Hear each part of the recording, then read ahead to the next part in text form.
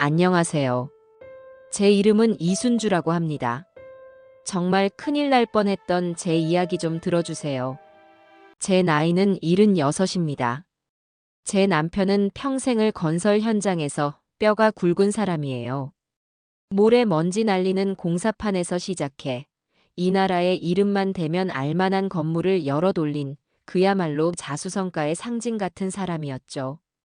이제는 은퇴해서 명예회장이라는 직함만 가지고 있지만 여전히 남편의 이름석 자는 업계에서 큰 무게를 가집니다. 남편이 피땀으로 이룬 부 덕분에 저희는 강남의 넓은 정원이 딸린 집에서 평온한 노년을 보내고 있었어요. 그날 아침도 여느 때와 같았습니다. 저는 새벽에 일어나 정원의 화초들에게 물을 주고 있었고 남편은 현관 앞 넓은 테라스 의자에 앉아 신문을 보고 있었죠. 남편은 몇 해 전부터 다리가 불편해져 지팡이를 짚고 다녔지만 아침마다 신문을 읽고 세상 돌아가는 소식을 알아야 한다며 거르는 법이 없었습니다. 여보, 국화가 아주 예쁘게 피었어요. 이리 와서 좀 봐요. 제 말에 남편은 신문에서 눈을 떼고 저를 향해 희미하게 웃었습니다. 당신 닮아서 그렇지. 꽃 가꾸는 솜씨는 아무도 못 따라가. 무심한 듯 던지는 칭찬 한마디에 제 입가에도 미소가 번졌어요. 남편의 건강이 예전 같지 않아 걱정이 많았지만 이렇게 함께 아침을 맞이할 수 있다는 사실만으로도 저는 충분히 행복했습니다. 아침 식사를 하고 남편은 서재에서 바둑 기보를 들여다보고 저는 거실에서 조용히 뜨개질을 하는 물 흐르듯 평화로운 시간이었습니다. 그런데 다음 날 아침 모든 것이 달라졌습니다. 늘 같은 시간에 눈을 떴는데 옆자리가 허전했어요. 새벽 운동을 나가셨나 싶어 집 안을 둘러보았지만 어디에도 남편의 모습은 보이지 않았습니다. 남편이 아끼는 지팡이도 외출할 때 늘 신는 편한 구두도 현관에 그대로 있었어요. 불안한 마음에 아들 태우에게 전화를 걸었습니다. 신호가 몇 번 울리고 나서야 아들이 잠긴 목소리로 전화를 받더군요. 어머니, 이 시간에 웬일이세요? 태우야, 아버지가 안 보인다. 혹시 너희 집에 갔니? 수화기 너머로 잠시 침묵이 흘렀습니다. 옆에 있던 며느리 경미와 무언가 이야기를 나누는 소리가 들리는 듯 했어요. 곧이어 태우가 조금은 높아진 목소리로 말했습니다. 아, 어머니. 그게 아버지가 갑자기 바람 좀 쐬고 싶다고 하셔서요. 바람을 쐬러 가? 어디로? 말도 없이? 네. 좀 갑작스러웠어요. 공기 좋은 데 있는 요양병원에 가고 싶다고 어제부터 그러셔서 저희가 새벽에 모셔다 드렸어요. 며느리 경미가 옆에서 전화를 바꿔받았습니다. 어머님 놀라셨죠? 아버님이 워낙 갑자기 가고 싶어 하셔서 저희도 경황이 없었네요. 거기 환경이 아주 좋아서 아마 며칠 푹 쉬고 오시면 금방 좋아지실 거예요. 저는 아들 부부의 말을 도무지 이해할 수가 없었습니다. 남편은 평생 병원 신세 지는 걸 싫어했고 답답한 곳은 딱 질색하는 사람이었어요. 그런 양반이 제게 말 한마디 없이 요양병원에 들어갔다는 게 믿기지 않았죠. 하지만 아들 부부는 아버지의 뜻이었다는 말만 반복하며 저를 안심시키려 애썼습니다. 너무나도 태연한 두 사람의 목소리에 저는 더 이상 아무 말도 할 수 없었어요. 전화를 끊고 집안에 홀로 남겨지자 이상한 기분에 휩싸였습니다. 남편이 있던 공간은 차갑게 식어 있었고 집안의 모든 것이 낯설게 느껴졌어요. 저는 남편의 서재로 들어갔습니다. 책상 위에는 남편이 어제 저녁까지 보던 바둑 기보책이 펼쳐져 있었고 그 옆에는 쓰다 만만년필과 안경이 놓여 있었습니다. 정말 갑자기 떠난 사람의 방이라고 하기엔 모든 것이 너무나도 제자리에 있었죠. 심지어 남편이 매일 밤 잠자리에 들기 전에 꼭 챙겨 먹는 혈압약도 약통에 그대로 남아 있었습니다. 며칠이 지났습니다. 아들 부부는 하루가 멀다고 저희 집을 드나들었어요. 올 때마다 남편이 쓰던 물건들을 하나둘씩 치우기 시작했습니다. 어머니, 이거 아버님 이제 안 쓰시는 거잖아요. 저희가 좋은데 기부할게요. 경미는 남편이 아끼던 낚싯대를 보며 말했고, 태우는 남편의 손때가 묻은 등산복을 옷장에서 꺼내버리려 했습니다. 두고 가거라. 아버지가 찾으실 수도 있잖니. 에이, 어머니도 참. 요양병원에 계신데 이런 게 왜 필요하세요? 아들은 제 말을 대수롭지 않게 넘기며 물건들을 챙겨 나갔습니다. 저는 그들의 행동을 막을 수가 없었어요. 남편이 없다는 사실만으로도 기력이 쇠한 기분이었거든요. 병원 연락처를 알려달라는 제 요구에도 그들은 거긴 외부인 면회나 연락이 잘 안 되는 곳이라며 저희가 매일 가서 살피고 있으니 걱정 마시라는 말만 되풀이했습니다. 의심이 확신으로 바뀌기 시작한 것은 며느리 경미가 인감 도장을 요구했을 때였습니다. 그날 오후 경미는 과일 바구니를 들고 혼자 저를 찾아왔더군요. 어머님, 드릴 말씀이 있어요. 무슨 일이니? 아버님 안 계시는 동안 정리할 서류가 좀 있어서요. 아버님 인감도장 좀 잠깐 주시겠어요? 제 심장이 쿵 내려앉는 것 같았습니다. 평생 사업을 해온 남편에게 인감도장은 목숨만큼 중요한 물건이었어요. 그런 것을 며느리가 아무렇지 않게 달라고 하는 겁니다. 무슨 서류인데 인감이 필요하다는 거니? 아유, 어머님은 신경 쓰실 것 없어요. 그냥 세금 문제 같은 거요. 태우 씨랑 제가 알아서 다 처리할게요. 괜히 머리 아프시잖아요. 경미는 애교 섞인 목소리로 제 팔에 매달렸지만 저는 그 아이의 눈에서 순간 스쳐 지나가는 차가운 빛을 보았습니다. 저는 머리가 어지럽다는 핑계로 일단 경미를 돌려보냈어요. 그날 밤 저는 잠을 이룰 수가 없었습니다. 머릿속에서 모든 조각들이 하나로 맞춰지기 시작했어요. 말없이 사라진 남편, 급하게 물건을 치우는 아들 부부, 그리고 인감도장. 무언가 아주 잘못되어 가고 있었습니다. 다음 날, 저는 직접 아들 집으로 가봐야겠다고 마음먹었습니다. 마침 김치를 새로 담갔다며 반찬을 가져다 준다는 핑계를 댔죠. 아들 집에 도착해 초인종을 누르자 문을 열고 나온 태우의 얼굴이 눈에 띄게 굳어 있었습니다. 어머니, 여기까지 어쩐 일이세요? 연락도 없이. 김치 좀 담갔다. 너희 먹으라고 가져왔지. 들어가자. 저는 아들을 밀치고 집 안으로 들어섰습니다. 태우는 당황하며 제 뒤를 따랐어요. 집 안은 평소와 다름없이 깨끗하게 정돈되어 있었지만 그 어디에서도 남편이 머물렀다는 흔적은 찾아볼 수 없었습니다. 저는 반찬통을 식탁에 내려놓고는 화장실 좀 쓰겠다며 집 안을 둘러보기 시작했어요. 아들 부부가 쓰는 안방, 손님방, 옷방 그 어디에도 남편의 물건은 없었습니다. 제 몸이 차갑게 식어가는 것을 느꼈어요. 어머니, 이제 그만 가보셔야죠. 저희도 곧 나가야 해요. 아들은 저를 현관으로 이끌며 노골적으로 불편한 기색을 내비쳤습니다. 저는 더 이상 버티지 못하고 집을 나섰어요. 터덜터덜 주차장으로 내려오는데 심장이 미친 듯이 뛰었습니다. 이대로 포기할 수는 없었어요. 그때 제 눈에 아들의 검은색 승용차가 들어왔습니다. 그런데 이상하게도 트렁크가 아주 살짝 손가락 하나 들어갈 정도로 열려 있었습니다. 저는 무언가에 홀린 듯 차로 다가갔습니다. 주변을 한번 둘러보고 아무도 없는 것을 확인한 뒤 굳게 닫힌 트렁크의 틈새로 손을 뻗었어요. 덜컥 하는 소리와 함께 트렁크 문이 열렸습니다. 그리고 그 안을 들여다본 순간 저는 그대로 얼어붙고 말았습니다.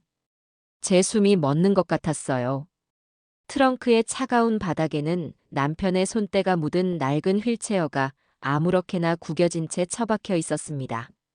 남편이 다리가 불편해진 후부터 외출할 때마다 몸의 일부처럼 의지하던 바로 그 휠체어였죠. 휠체어 바퀴에는 흙먼지가 잔뜩 묻어 있었고 손잡이 한쪽은 부러져 있었습니다.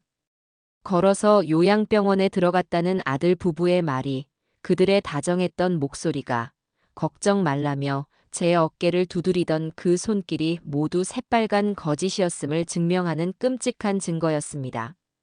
남편은 자기 발로 걸어간 것이 아니었어요. 이 휠체어에 태워져 어딘가로 끌려간 겁니다. 뒤늦게 저를 따라 나온 아들 태우가 제 모습을 보고는 경악하며 달려왔습니다. 어머니, 거기서 뭐 하세요? 아들의 얼굴을 본 순간 저는 제정신이 아니었습니다. 머릿속이 새하얗게 비는 것 같았어요. 저는 신발이 벗겨지는 것도 모른 채 비명을 지르며 그곳을 뛰쳐나왔습니다. 차가운 주차장 바닥을 맨발로 달리면서 제 머릿속에는 단 하나의 생각만이 가득했습니다. 내 남편을 찾아야 한다. 그리고 저 악마 같은 아들 부부에게서 반드시. 아들의 주차장에서 맨발로 뛰쳐나온 저는 택시를 잡아타고 집으로 돌아왔습니다. 차가운 아스팔트 바닥에 쓸려 상처가 난 발바닥에서는 피가 배어 나왔지만 저는 아무런 고통도 느낄 수 없었어요. 그깟 육체의 아픔 따위는 심장이 갈갈이 찢기는 고통에 비하면 아무것도 아니었으니까요. 집에 도착하자마자 저는 화장실로 달려가 차가운 물로 얼굴을 씻었습니다. 거울에 비친 제 모습은 영락없는 미친 늙은이의 형상이었어요. 헝클어진 머리, 공포와 분노로 이글거리는 눈, 제정신이 아닌 사람처럼 보였죠. 바로 그때 전화벨이 울렸습니다. 아들 태우였어요. 저는 심호흡을 한 번 하고 제 안에서 들끓는 모든 감정을 억지로 눌러 담았습니다. 지금 감정을 터뜨려서는 안 돼요. 저들에게 제가 모든 것을 알았다는 사실을 들키는 순간 남편의 행방은 영영 묘연해질지도 모릅니다. 저는 최대한 힘없고 나약한 목소리를 만들어 전화를 받았습니다. 여보세요. 어머니, 괜찮으세요? 갑자기 그렇게 뛰어가시면 어떡해요? 제가 얼마나 놀랐다고요. 아들의 목소리에는 가짜 걱정이 가득했습니다.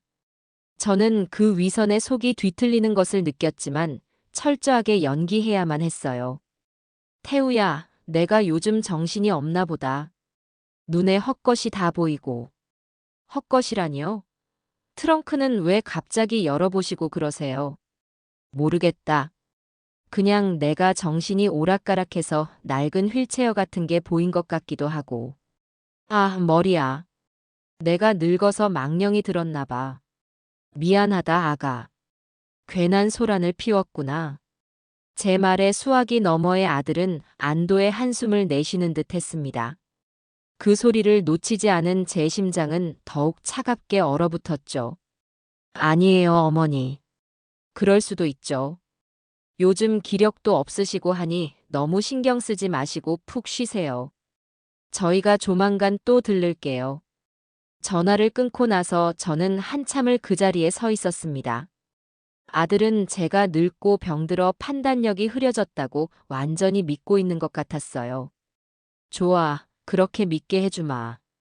너희가 가장 신뢰하는 그 오만이 너희의 발목을 잡는 가장 날카로운 칼이 될 것이다.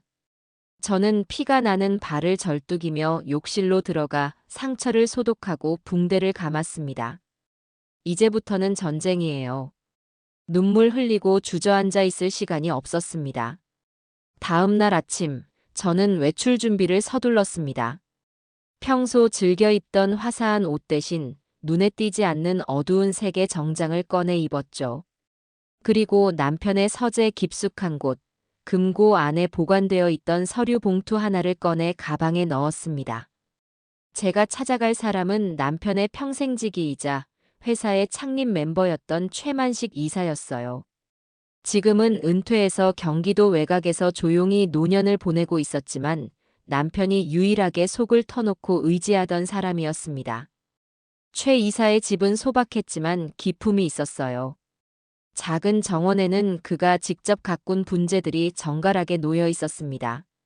오랜만에 저를 본 최 이사는 무척이나 반가워했지만 제 얼굴에 들이운 그늘을 보고는 이내 표정이 굳어졌습니다. 사모님, 무슨 일 있으십니까? 안색이 좋지 않으십니다.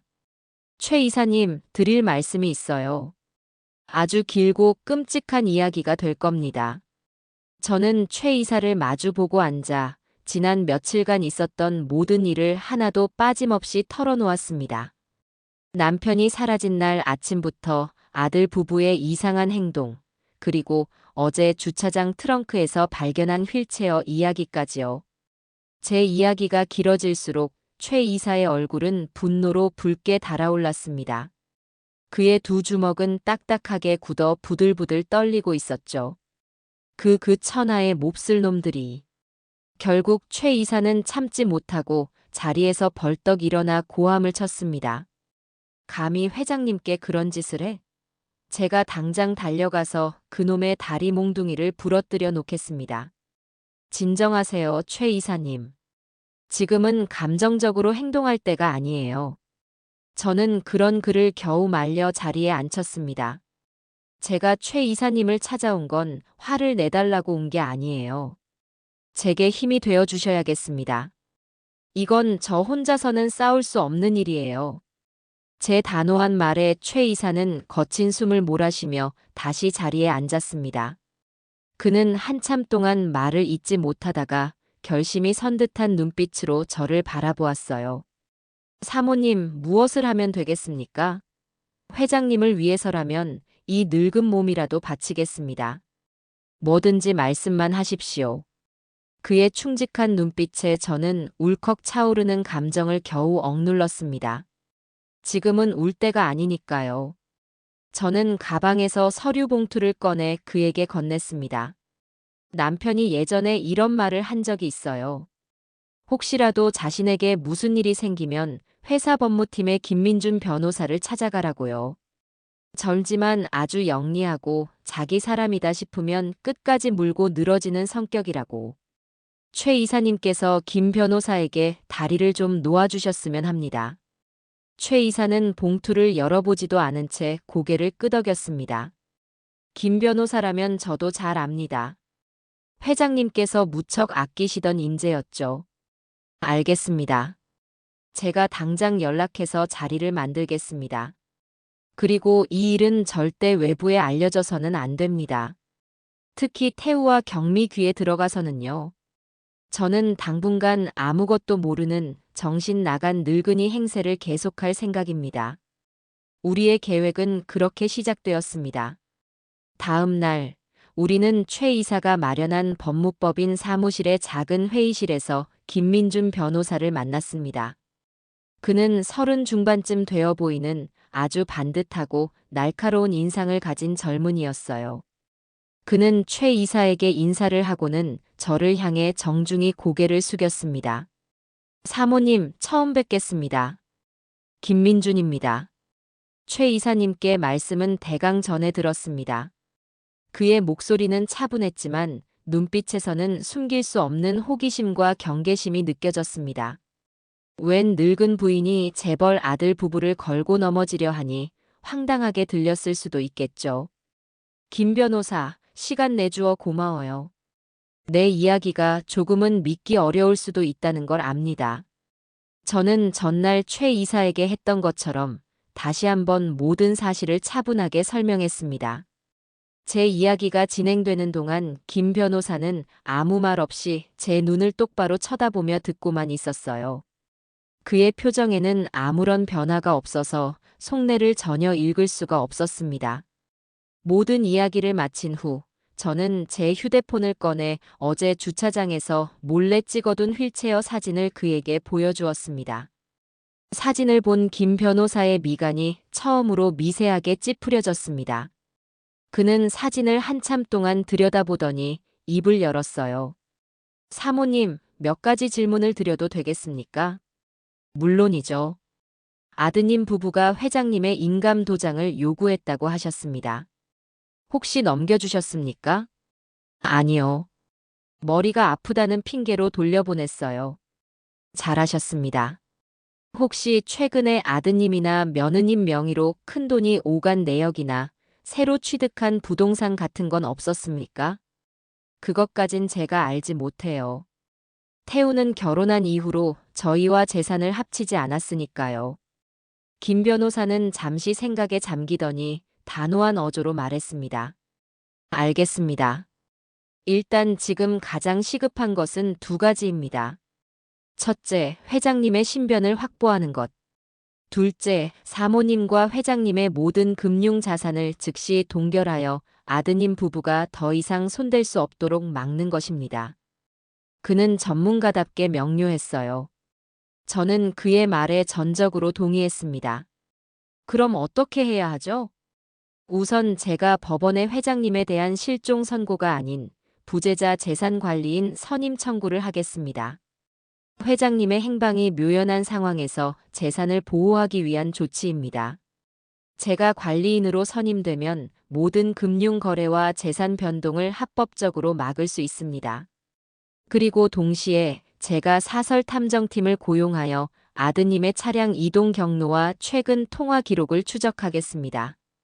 회장님을 모셔다 드렸다는 그 요양병원의 위치를 알아내야 합니다.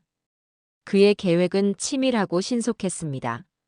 저는 그 자리에서 김 변호사에게 이 사건에 대한 모든 권한을 위임하는 서류에 서명했습니다. 그가 내민 위임장을 보는데 남편이 왜 그토록 이 젊은 변호사를 신뢰했는지 알 것 같았어요. 김 변호사, 한 가지 부탁이 있어요. 말씀하십시오, 사모님. 내 남편 꼭 무사히 찾아주세요. 무슨 수를 써서라도. 제 목소리는 가늘게 떨리고 있었습니다. 김 변호사는 자리에서 일어나 저를 향해 다시 한번 깊이 고개를 숙였습니다. 걱정하지 마십시오. 제가 가진 모든 능력을 동원해서 반드시 회장님을 찾아내겠습니다. 이제부터는 사모님께서 아무것도 모르는 것처럼 행동해 주시는 것이 저희에게 가장 큰 도움이 됩니다. 사무실을 나오자 바깥 세상은 아무 일 없다는 듯 평온했습니다. 하지만 저는 알고 있었어요. 거대한 폭풍의 눈 한가운데로 제가 직접 걸어 들어가고 있다는 것을요. 이제 주사위는 던져졌습니다. 김민준 변호사가 움직이기 시작하자 모든 것은 일사천리로 진행되었습니다. 며칠 만에 법원으로부터 제가 신청한 부재자 재산 관리인 선임 청구가 받아들여졌고 김 변호사는 합법적으로 저희 부부의 모든 재산을 보호할 수 있는 권한을 얻게 되었어요. 그는 즉시 모든 은행과 증권사에 연락해 아들 부부의 접근을 차단했습니다. 이제 그들은 더 이상 저희 돈에 함부로 손을 댈 수 없게 된 거죠. 그와 동시에 김 변호사가 고용한 전문가 팀은 태우의 행적을 쫓기 시작했습니다. 다행히 태우의 차에는 아들 부부가 어린 손주를 위한다는 명목으로 설치해둔 위치 추적 기능이 있는 최신 블랙박스가 달려 있었어요. 아이러니하게도 그들이 스스로 설치한 장치가 그들의 발목을 잡는 증거가 된 겁니다. 전문가 팀은 지난 한 달간의 차량 이동 기록을 모두 복원해냈습니다. 김 변호사에게서 연락이 온 것은 그로부터 사흘 뒤였습니다. 그의 목소리는 그 어느 때보다 무겁고 차가웠어요. 사모님 찾았습니다. 어디에 계신답니까? 요양병원이 아니었습니다.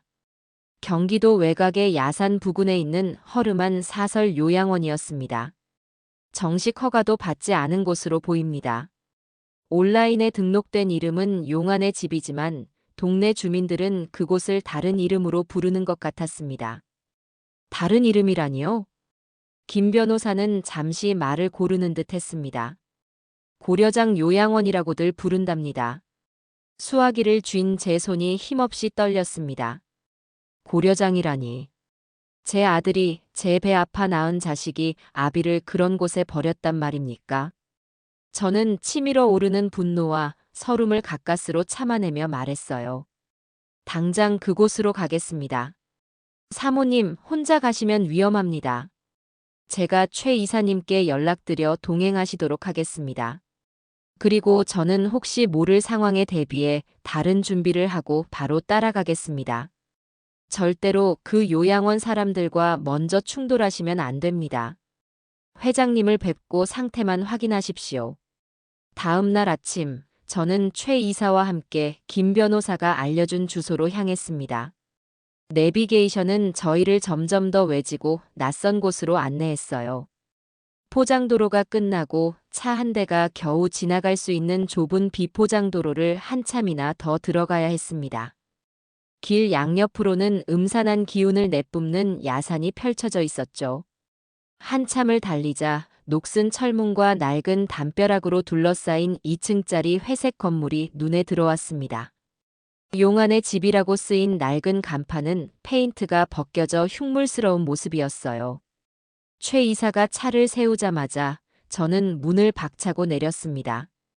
입구로 다가가자 역한 냄새가 코를 찔렀어요. 음식물 쓰레기가 썩는 냄새와 소독약 냄새, 그리고 이루 말할 수 없는 퀴퀴한 냄새가 뒤섞여 있었죠.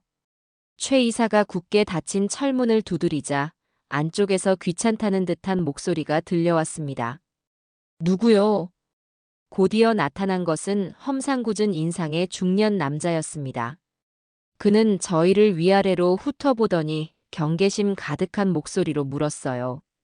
무슨 일로 왔소? 여긴 아무나 들어오는 데가 아니오. 안에 있는 이강철 씨 면회하러 왔습니다. 저희는 가족입니다. 최 이사가 제 대신 나서서 말했습니다. 남자는 이강철이라는 이름에 잠시 머뭇거리더니 안으로 들어가 누군가와 이야기를 나누었습니다. 잠시 후 원장으로 보이는 비쩍 마르고 교활한 인상의 남자가 나타났어요. 이강철 어르신 보호자 되십니까? 저희는 보호자 외에는 면회를 시켜드릴 수 없습니다. 아드님이신 이태우 선생님께서 특별히 부탁하고 가셨거든요. 그의 말에 최 이사가 버럭 소리를 질렀습니다. 이분이 어르신 부인이시다. 아내를 막는 법이 세상 천지에 어디 있단 말이냐. 하지만 원장은 눈 하나 깜짝하지 않고 저희를 막아섰습니다. 그 순간 저는 가방에서 김 변호사가 미리 준비해준 서류를 꺼내 그의 눈앞에 펼쳐 보였습니다. 김 변호사의 이름과 법무법인 직인이 찍힌 변호사 위임장이었죠. 우리는 이강철 씨의 법적 대리인입니다. 만약 계속 면회를 막는다면 지금 즉시 불법 감금 및 노인복지법 위반으로 당신을 고소하겠습니다. 제 단호한 태도에 원장의 얼굴이 당황으로 물들었습니다. 그는 위임장을 한참 동안 쳐다보더니 마지못해 문을 열어주며 중얼거렸어요. 들어가 보시오.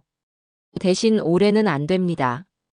요양원 내부는 바깥보다 훨씬 더 끔찍했습니다. 복도에는 정체 모를 얼룩들이 가득했고 어두운 병실 안에서는 노인들의 소리가 희미하게 들려왔어요. 원장은 우리를 2층 가장 구석에 있는 1인실로 안내했습니다. 문고리를 잡는 순간 저는 심장이 멎는 것 같았어요. 문을 열고 안으로 들어선 순간 저는 제 눈을 의심했습니다. 창가 옆 낡은 침대에 제 남편이 멍하니 앉아 있었습니다. 평생을 호랑이처럼 기세등등하게 살아온 제 남편은 이제 뼈만 앙상하게 남은 채 초점 없는 눈으로 창밖의 마른 나뭇가지만을 바라보고 있었어요. 제대로 씻지도 못한 듯 머리카락은 헝클어져 있었고 입고 있는 환자복은 얼룩덜룩 지저분했습니다. 여보. 제가 달려가 남편의 어깨를 붙잡았지만 남편은 아무런 반응도 보이지 않았습니다. 마치 영혼이 빠져나간 텅 빈 껍데기 같았어요. 저는 남편의 야윈 얼굴을 감싸 쥐고 애타게 그의 이름을 불렀습니다. 여보, 저예요. 순주, 당신 아내 순주가 왔어요. 그때였습니다. 남편의 텅 비어있던 눈동자가 아주 천천히 저를 향해 움직였습니다. 남편은 저를 한참 동안 바라보더니 마른 입술을 겨우 열어 제 이름을 불렀습니다. 순주. 그 한마디에 제 심장은 무너져 내렸습니다. 저는 남편을 부둥켜 안고 오열했어요. 제 눈물이 남편의 거친 뺨 위로 쉴 새 없이 떨어졌습니다. 남편의 몸에서는 독한 약 냄새가 났어요. 정신을 흐리게 만드는 약을 계속 투여한 것이 분명했습니다. 꼴이 이게 뭡니까, 회장님? 정신 차리십시오. 최 이사 역시 눈물을 흘리며 남편의 손을 붙잡았습니다. 남편은 그제야 상황이 파악되는 듯 제 손을 붙잡은 채 어린아이처럼 엉엉 울기 시작했어요. 그 눈물에 얼마나 많은 공포와 외로움, 그리고 배신감이 담겨 있는지 저는 감히 헤아릴 수 없었습니다. 안 되겠습니다. 당장 이곳을 나가야 합니다. 여보, 갑시다. 우리 집으로 가요. 제가 남편을 부추겨 일으키려 하자 문 밖에서 상황을 지켜보고 있던 원장이 급하게 달려와 저희를 막아섰습니다. 이러시면 안 됩니다. 보호자 동의 없이는 절대 퇴소할 수 없습니다. 보호자는 바로 나야. 이 사람 아내인 내가 보호자라고. 제가 소리치며 원장을 밀어내려 할 때였습니다. 복도 끝에서 여러 사람의 발소리가 들려왔어요. 잠시 후 김민준 변호사가 경찰관 2명과 함께 나타났습니다. 김 변호사의 등장은 마치 어둠 속 한 줄기 빛과도 같았죠. 원장님, 지금 하시는 행동은 명백한 불법 감금입니다. 이 어르신은 본인의 의사와 상관없이 이곳에 붙잡혀 계셨습니다. 또한 저희는 원장님께서 보호자의 요청에 따라 어르신께 불필요한 약물을 투여한 정황도 포착했습니다. 지금 즉시 이강철 어르신을 보내주시지 않으면 현장에서 긴급 체포하도록 하겠습니다. 김 변호사의 서늘한 목소리에 원장의 얼굴은 하얗게 질려버렸습니다.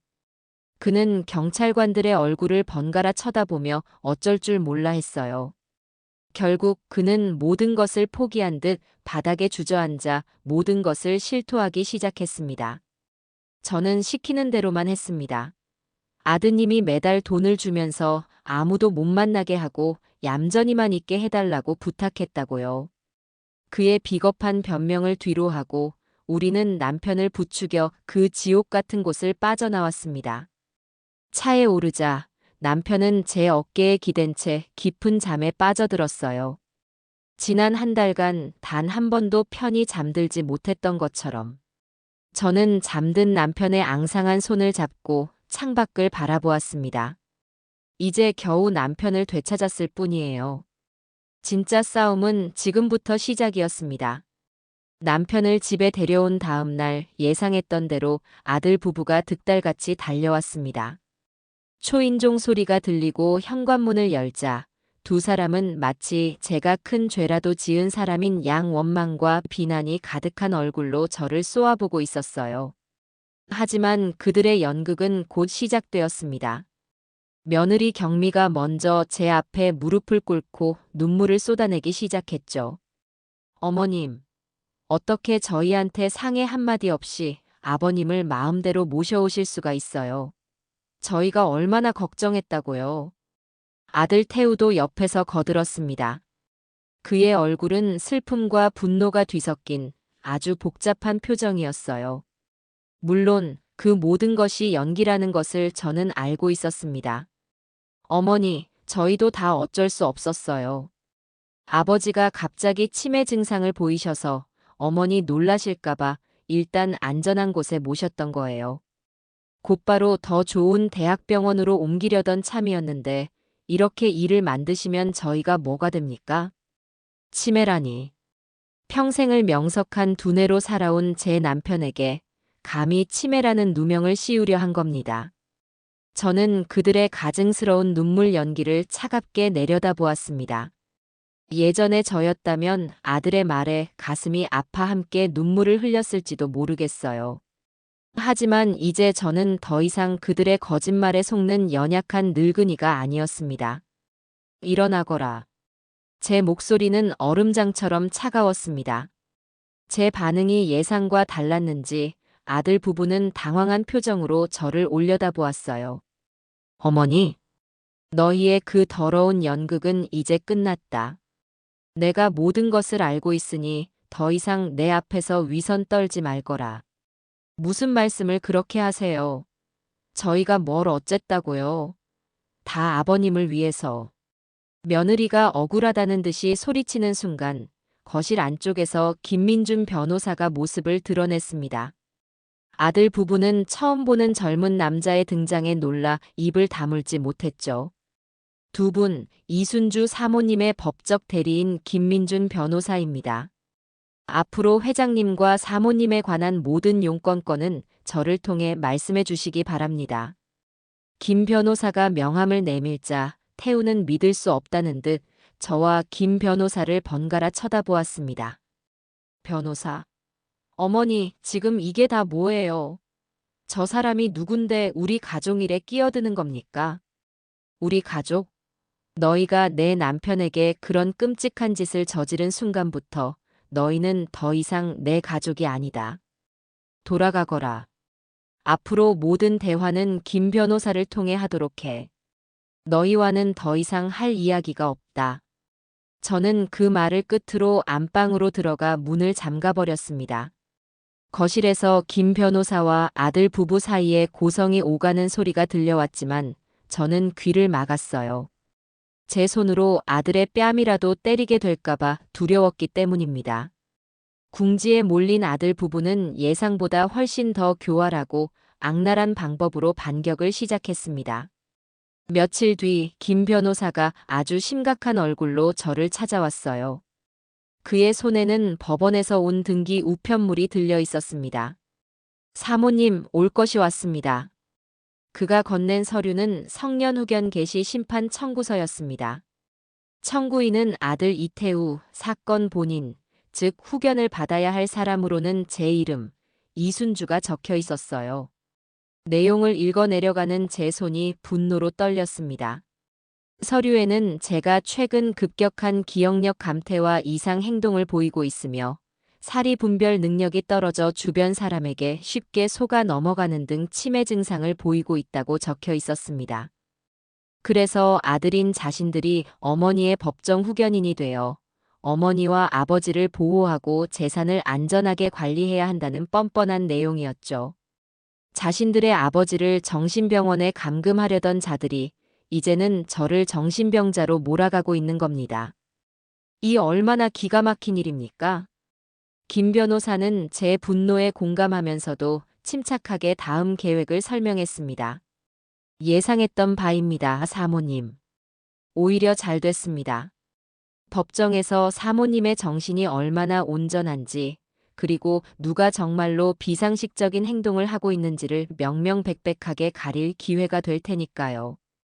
일단 법원에서 지정하는 병원에서 정신감정을 받으셔야 합니다. 저는 김 변호사의 말에 따르기로 했습니다.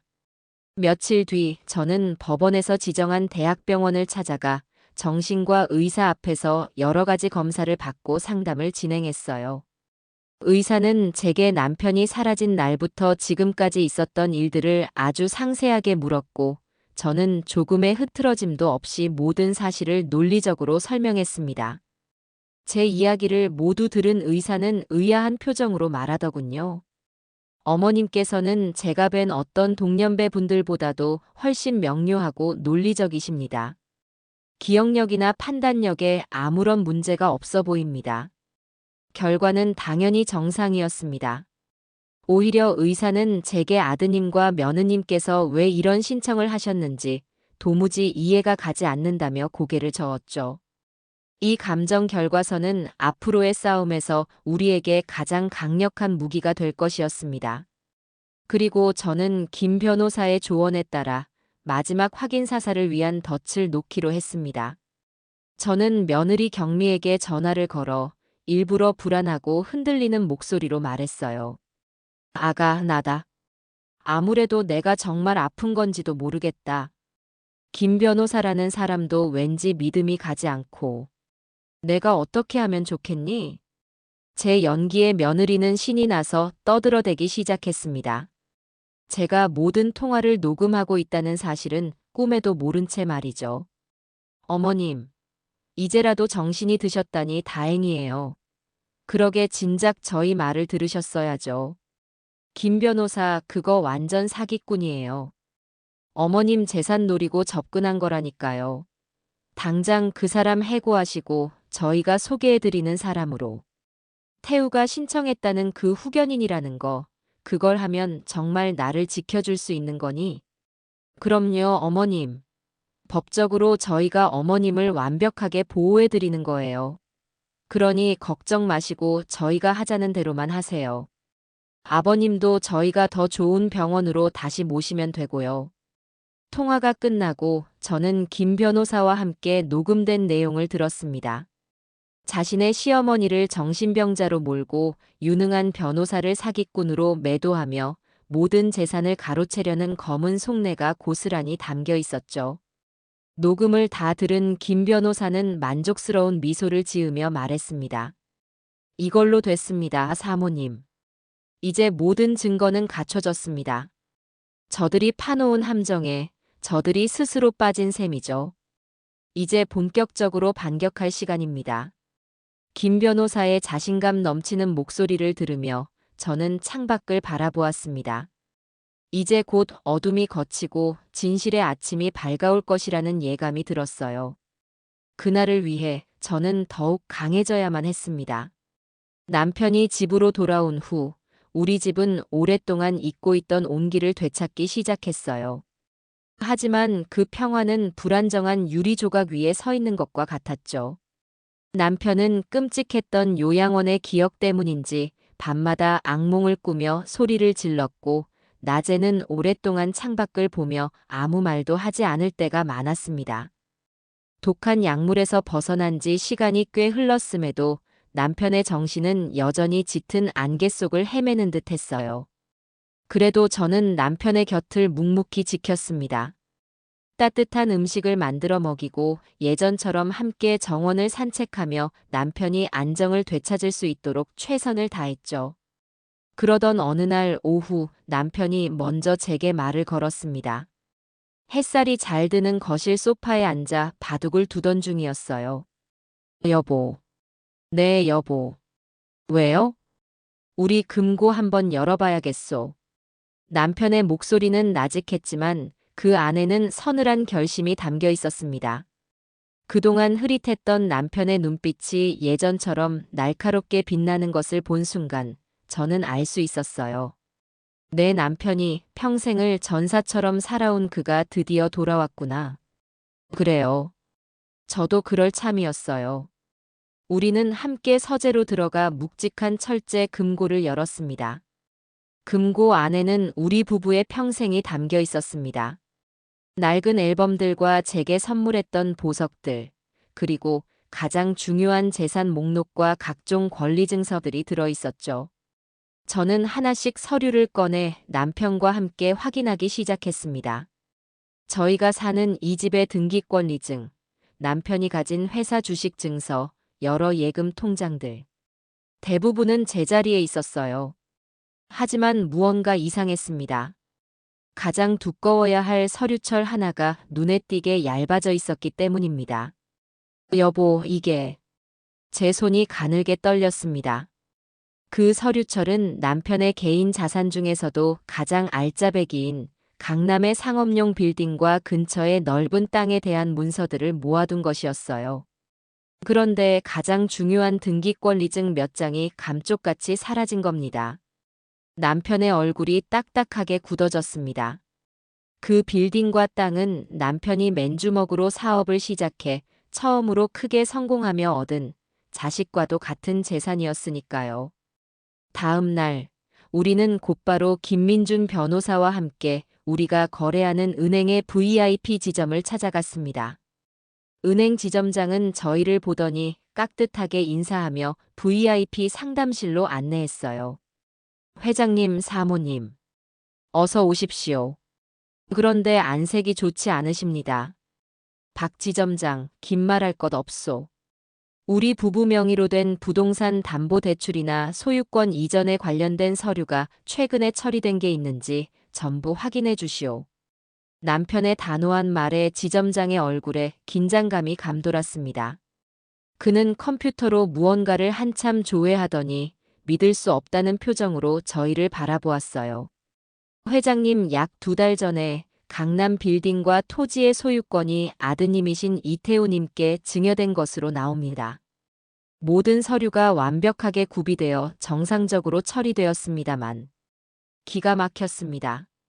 남편이 그 지옥 같은 요양원에 갇혀 있던 시기에 아들 부부는 아버지의 재산을 자기들 이름으로 돌려놓는 파렴치한 짓을 저지르고 있었던 겁니다. 그 서류들, 지금 당장 복사본으로 볼 수 있겠소? 네, 물론입니다. 잠시만 기다려 주십시오. 잠시 후 지점장이 가져온 증여계약서 사본을 본 순간 저는 숨을 쉴 수가 없었습니다. 거기에는 남편의 이름과 함께 남편의 인감도장이 선명하게 찍혀 있었어요. 그리고 그 옆에는 남편의 필체와 아주 비슷한 서명이 적혀 있었습니다. 하지만 평생을 함께 산 아내인 제 눈을 속일 수는 없었죠. 남편은 자신의 이름을 한자로 쓸 때 마지막 철자의 입구 두 개를 약간 흘려서 쓰는 버릇이 있었어요. 하지만 서류에 적힌 서명은 마치 교과서처럼 반듯하기만 했습니다. 명백한 위조였어요. 이건 내 서명이 아니오. 남편이 낮은 목소리로 말했습니다. 그의 목소리는 분노로 미세하게 떨리고 있었어요. 옆에 있던 김 변호사는 서류를 꼼꼼히 살피더니 조용히 입을 열었습니다. 회장님, 사모님. 이제 모든 것이 명확해졌습니다. 이것은 단순한 가족 간의 재산 다툼이 아닙니다. 명백한 사문서 위조 및 공정증서원본 불실기재죄에 해당하는 중범죄입니다. 그날 오후 김 변호사는 즉시 법원에 소유권 이전 등기 무효 확인 소송을 제기했습니다. 아들 부부가 불법적인 방법으로 갈취해간 남편의 재산을 되찾기 위한 법적 절차의 시작이었죠. 소장을 받은 아들 부부 측에서도 변호사를 선임해 맞서왔습니다. 그들은 법정에서 모든 재산 증여는 아버지인 이강철 회장이 온전한 정신 상태에서 자발적으로 결정한 것이라고 주장했어요. 자신들은 아버지의 뜻을 따랐을 뿐이라는 뻔뻔한 거짓말을 계속 늘어놓았죠. 첫 번째 변론 기일이 열리던 날, 법정 복도에서 아들 부부와 마주쳤습니다.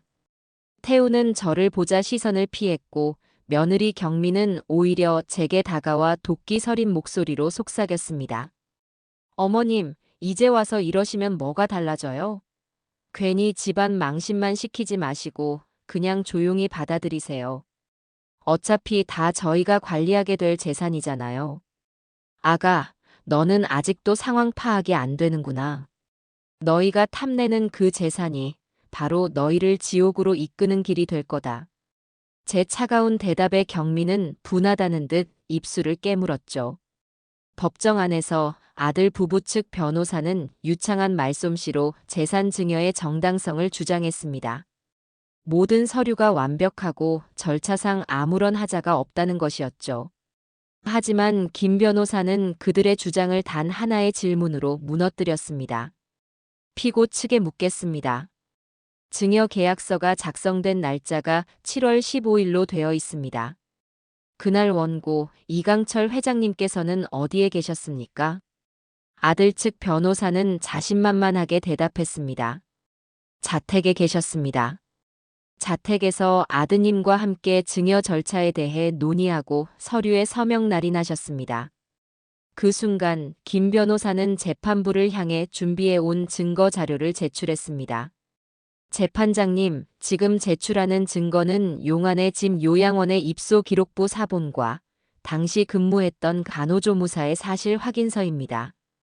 이 자료에 따르면 이강철 회장님은 7월 1일부터 8월 5일까지 아드님 부부에 의해 해당 요양원에 강제로 입소해 계셨습니다. 즉, 증여 계약서가 작성되었다는 7월 15일의 회장님은 자택이 아닌 외부와 철저히 차단된 요양원에 감금되어 계셨다는 명백한 증거입니다. 김 변호사의 말이 끝나자 법정 안은 순식간에 술렁이기 시작했습니다. 아들 측 변호사는 얼굴이 하얗게 질렸고 방청석에 앉아있던 태우와 경미는 고개를 숙였습니다. 하지만 이게 끝이 아니었어요. 또한 저희는 증여 계약서에 기재된 이강철 회장님의 서명이 위조되었다는 결정적인 증거를 확보했습니다. 김 변호사는 국립과학수사연구원에서 발행한 필적 감정 결과 보고서를 높이 들어 보였습니다. 국과수의 감정 결과 계약서의 서명은 이강철 회장님의 평소 필체와 현저한 차이를 보이며 아들 이태우 씨의 필체와 여러 부분에서 동일성이 인정된다는 결론이 나왔습니다. 인감도장 역시 며느리 오경미 씨가 회장님의 서재에서 무단으로 절취하여 사용했다는 증언을 확보했습니다. 이것은 가족 간의 분쟁을 넘어 용서받을 수 없는 범죄 행위입니다. 모든 증거가 공개되자 재판의 흐름은 순식간에 우리 쪽으로 기울었습니다. 재판장은 아들 부부를 향해 아주 엄중한 목소리로 경고했어요. 이제 그들은 패소는 물론 재판이 끝난 후 이어질 형사 처벌까지 걱정해야 할 처지가 된 겁니다. 법정을 나오며 저는 아들 태우의 텅 빈 눈과 마주쳤습니다. 그 눈에는 더 이상 오만함이나 탐욕이 아닌 깊은 절망과 공포가 자리 잡고 있었어요. 저는 아무 말 없이 그 아이를 지나쳐 법원을 빠져나왔습니다. 모든 것이 제자리로 돌아오고 있었지만 제 마음은 조금도 기쁘지 않았습니다. 자식을 상대로 이 끔찍한 싸움을 계속해야 한다는 현실이 무겁게 제 어깨를 짓누를 뿐이었어요. 재산 무효 소송에서 승기를 잡았지만 제 마음속의 의문은 완전히 풀리지 않았습니다. 아들 태우는 본래 마음이 여리고 우유부단한 구석이 있는 아이였어요. 물론 돈을 좋아하고 허영심도 있었지만 아버지를 해치면서까지 이런 끔찍한 계획을 주도할 만한 위인은 아니라고 생각했죠. 그렇다면 남는 사람은 단 한 명, 며느리 오경미였습니다. 처음 결혼을 허락할 때부터 저는 어딘지 모르게 서늘하고 계산적인 그 아이의 눈빛이 마음에 걸렸어요. 저는 이번 일의 배후에는 분명 며느리가 있을 것이라는 강한 확신을 갖게 되었습니다. 저는 김민준 변호사에게 제 생각을 털어놓았습니다. 김 변호사, 아무래도 이 모든 일은 우리 며느리가 꾸민 짓 같아. 태우는 그저 꼭두각시였을 뿐이고. 저도 사모님과 같은 생각입니다. 아드님 혼자서는 이렇게 치밀하게 계획하고 실행에 옮기지 못했을 겁니다. 며느님, 오경미 씨에 대해 좀 더 깊이 알아볼 필요가 있겠습니다. 김 변호사는 즉시 사람을 시켜 며느리 오경미의 뒷조사를 시작했습니다. 그녀의 과거 행적, 주변인들의 평판, 그리고 가장 중요한 돈의 흐름을 추적하기 시작했죠. 며칠 뒤 김 변호사가 가져온 보고서는 제 예상이 틀리지 않았음을 증명하고 있었습니다. 문제는 며느리의 친정이었습니다. 보고서에 따르면 며느리의 남동생 오경환이라는 자는 이름난 상습 도박꾼이었습니다. 그는 수년 전부터 불법 도박장을 전전하며 억대의 빚을 졌고 사채업자들에게 목숨을 위협받는 신세였어요. 며느리 경미는 그런 남동생의 뒷바라지를 하느라 결혼 전부터 빚에 시달려왔던 겁니다. 이것 보십시오, 사모님. 최근 1년간 오경미 씨의 개인 계좌에서 남동생 오경환 씨의 계좌, 그리고 제3자의 차명 계좌로 수억 원의 돈이 흘러들어간 내역입니다. 돈이 넘어간 시점은 대부분 회장님의 재산이 아드님 명의로 이전된 시점과 일치합니다. 김 변호사가 내민 자료에는 복잡한 선으로 연결된 계좌 이체 내역이 빼곡하게 정리되어 있었습니다. 남편의 돈이 아들 회사로, 그리고 아들 회사 돈이 다시 며느리 개인 계좌로, 마지막으로 며느리의 돈이 도박 빚을 갚는 데 사용된 추악한 돈 세탁의 흐름이 한눈에 보였죠. 심지어 며느리는 아들 태우 몰래 자신들의 공동 재산까지 빼돌려 남동생의 빚을 갚아주고 있었습니다. 결국 우리 아들은 철저하게 이용만 당한 거로군요. 저는 허탈한 웃음을 지었습니다. 아들이 한심하고 어리석었지만 한편으로는 가엾다는 생각도 들었어요. 아내와 처가 식구들에게 속아 자신의 아버지를 배신하는 바보 같은 짓을 저질렀으니 말입니다. 사모님, 이 자료를 어떻게 하시겠습니까? 재판에 증거로 제출하면 저희에게 아주 유리한 고지를 점할 수 있습니다. 며느님의 범행 동기가 명확해지니까요. 아니요. 저는 단호하게 고개를 저었습니다. 이건 법정에서 쓰기에는 너무 아까운 카드예요. 훨씬 더 효과적으로 사용할 방법이 있습니다. 저는 김 변호사에게 아들 태우를 집으로 불러달라고 부탁했습니다. 아내와는 절대 동행하지 말고 반드시 혼자 오라고 신신당부했죠. 며칠 뒤 태우는 잔뜩 주눅이 든 얼굴로 제 앞에 나타났습니다. 재판에서 불리해진 상황 때문에 저를 대하는 태도가 예전과는 사뭇 달라져 있었어요. 어머니 부르셨다고 들었어요. 그래, 앉거라. 너에게 보여줄 것이 있다. 저는 태우를 거실 소파에 앉히고 김 변호사가 정리해준 자료들을 말없이 테이블 위에 펼쳐놓았습니다. 며느리의 계좌 이체 내역, 남동생의 도박빚 내역서, 사채업자들과 주고받은 협박 문자 메시지까지. 태우는 처음에는 어리둥절한 표정으로 서류를 뒤적이다가 이내 그 내용이 무엇을 의미하는지 깨닫고는 얼굴이 새하얗게 질려갔습니다. 이게 다 뭐예요? 이게 사실이에요, 어머니. 내 눈으로 직접 보거라. 네 아내가 네 처남이 너와 나 그리고 네 아버지를 상대로 무슨 짓을 벌였는지. 태우는 믿을 수 없다는 듯 자료를 몇 번이고 다시 들여다보았습니다. 아내를 사랑하고 믿었던 만큼 배신감의 크기도 어마어마한 듯 보였어요. 그의 손이 부들부들 떨리기 시작했습니다. 아니야, 경미가 이럴 리가 없어. 나한테는 사업 자금이 필요하다고 했는데. 동생 학비랑 병원비 때문에 힘들어 했는데. 전부 거짓말이었단 말이야? 그래. 너는 내 아내와 그 가족들에게 철저히 이용당한 거다. 그들은 네 아버지를 돈줄로만 생각했고 너는 그 돈을 꺼내 오기 위한 도구에 불과했던 거야. 정신 차려, 이 한심한 녀석아. 너는 지금 네 가정을 지키는 게 아니라 도박꾼의 빚을 갚아주기 위해 네 아비를 버린 거라고. 제 일갈의 태우는 결국 무너져 내렸습니다.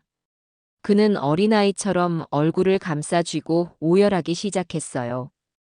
후회와 분노, 아내에 대한 배신감과 자기 자신에 대한 혐오가 뒤섞인 울음이었습니다. 한참을 울던 태우는 갑자기 벌떡 일어나 밖으로 뛰쳐나갔습니다. 그의 눈은 분노로 이글거리고 있었죠. 아마도 아내 경미를 찾아가 모든 것을 확인하려는 것이겠지요. 그날 밤 아랫집에 사는 경비원에게서 전화가 왔습니다. 아들 네 집에서 부부싸움을 하는지 고성과 함께 물건이 깨지는 소리가 온 동네에 울릴 정도로 시끄럽다는 것이었습니다. 저는 수화기를 내려놓고 조용히 눈을 감았어요. 이제 그들은 안에서부터 무너지기 시작할 겁니다. 서로를 믿지 못하고 서로를 탓하며 서로에게 책임을 떠넘기겠죠. 탐욕으로 맺어진 그들의 관계는 진실 앞에서 이렇게나 쉽게 부서져 버리는 모래성과도 같았던 겁니다. 스스로 자멸해가는 그들의 모습을 지켜보는 것, 그것이 제가 그들에게 내리는 첫 번째 형벌이었습니다. 아들 태우와의 신뢰가 완전히 깨지고 법정에서도 불리한 상황에 놓이자 며느리 오경미는 이성을 잃고 최후의 발악을 하기 시작했습니다. 그녀가 선택한 방법은 제가 지금껏 살아온 인생과 명예를 대중 앞에서 더럽히는 것이었어요. 어느 날 아침 최 이사가 다급한 목소리로 전화를 걸어왔습니다. 사모님, 지금 당장 신문 한번 보십시오. 말도 안 되는 기사가 났습니다. 저는 서둘러 현관에 놓인 지역 신문을 집어들었습니다. 사회면 한쪽에 제 얼굴 사진과 함께 아주 자극적인 제목의 기사가 실려 있었어요. 강남 자산가 시어머니의 비정한 갑질, 아들 부부 내쫓고 병든 남편 독차지 논란. 기사의 내용은 그야말로 소설이었습니다. 며느리 오경미가 익명의 제보자인 척 기자에게 눈물로 호소한 인터뷰 형식이었죠. 내용은 대강 이러했습니다. 자신은 평생 시부모님을 극진히 모셨지만 돈만 아는 무서운 시어머니는 사사건건 트집을 잡으며 자신을 괴롭혔다는 겁니다. 최근에는 병든 시아버지를 더 좋은 병원에 모시려던 자신들의 충심을 오해하고 오히려 재산을 가로채기 위해 자신들을 파렴치한으로 몰아가고 있다는 것이었죠. 심지어 제가 남편을 독차지하고 외부와 연락을 끊게 만들어 아들 부부가 아버지를 만나지도 못하게 막고 있다는 새빨간 거짓말까지 담겨 있었습니다. 어머님은 원래부터 저희가 결혼하는 걸 반대하셨어요. 저희 집안이 부유하지 않다는 이유 때문이었죠. 평생을 돈 때문에 고통받으셨다는 건 알지만 이제는 제발 그 욕심을 내려놓고 아버님을 편히 쉬게 해드렸으면 좋겠어요. 저희는 아무것도 바라지 않아요. 그저 아버님의 건강이 걱정될 뿐입니다. 기사의 마지막 문단을 읽으며 저는 헛웃음을 터뜨렸습니다. 세상에 이렇게까지 뻔뻔하고 악랄할 수가 있을까요? 저는 평생을 남에게 싫은 소리 한 번 못하고 굳은 일은 도맡아 하며 살아왔습니다. 그런 저를 하루아침에 돈에 눈이 먼 악독한 시어머니로 만들어버린 겁니다. 기사가 나간 후 후폭풍은 생각보다 거셌습니다. 제가 다니는 성당의 교우들은 저를 보며 수군거리기 시작했고 몇몇 지인들은 제게 전화를 걸어 기사가 사실이냐며 조심스럽게 물어왔어요. 저는 아무렇지 않은 척 다 오해라고 말했지만 제 삶에 그어진 깊은 흠집에 마음이 아픈 것은 어쩔 수 없었습니다. 그날 저녁 김민준 변호사와 최 이사가 무거운 얼굴로 저희 집을 찾아왔습니다. 최 이사는 신문을 테이블 위에 내던지며 분통을 터뜨렸죠. 이런 말도 안 되는 허위 사실을 유포하다니. 당장 언론중재위원회에 제소하고 명예훼손으로 고소해야 합니다, 사모님. 하지만 저는 조용히 고개를 저었습니다. 아니요, 최 이사님. 그렇게 감정적으로 대응해서는 안 됩니다. 저 아이가 노리는 게 바로 그거예요. 우리가 흥분해서 섣불리 움직이도록 만드는 것. 저는 잠시 생각에 잠겼다가 김 변호사를 바라보며 말했습니다. 김 변호사, 저 아이는 아주 큰 실수를 한 거예요. 자기 무덤을 자기가 판 셈이죠. 작은 불은 더 큰 불로 끄는 법이라고 했습니다. 저들이 조그만 지역 신문을 이용했다면 우리는 이 나라의 모든 사람이 보는 방송과 언론을 이용하면 됩니다. 제 말에 김 변호사의 눈이 빛났습니다. 그는 제 의도를 정확히 파악한 듯 했어요. 기자회견을 하시겠다는 말씀이십니까? 네. 제가 직접 나서서 모든 진실을 밝히겠습니다. 더 이상 숨어서 저들의 거짓말에 휘둘리지 않을 거예요. 사람들이 누구의 말이 진실인지 직접 보고 판단하게 만들 겁니다. 우리의 계획은 신속하게 진행되었습니다. 김 변호사는 주요 언론사와 방송국에 연락해 긴급 기자회견을 소집했어요. 세간을 뒤흔든 강남 자산가 분쟁, 이순주 씨 직접 입을 열다라는 제목만으로도 기자들의 관심은 폭발적이었습니다. 기자회견 당일 저는 조금도 떨리지 않았습니다. 오히려 아주 오랫동안 묵은 체증이 내려가는 듯한 후련함마저 느껴졌죠. 수십 개의 카메라 플래시가 터지는 기자회견장 단상에 선 저는 차분하고 또렷한 목소리로 준비한 입장문을 읽어 내려가기 시작했습니다. 저는 오늘 한 명의 아내로서 그리고 한 명의 어머니로서 무너져 내린 제 가정의 진실을 말씀드리고자 이 자리에 섰습니다. 저는 며느리가 인터뷰에서 했던 거짓말들을 하나하나 반박했습니다. 그리고 제가 왜 아들 부부와 싸울 수밖에 없었는지 그동안 있었던 모든 일들을 담담하게 설명했어요.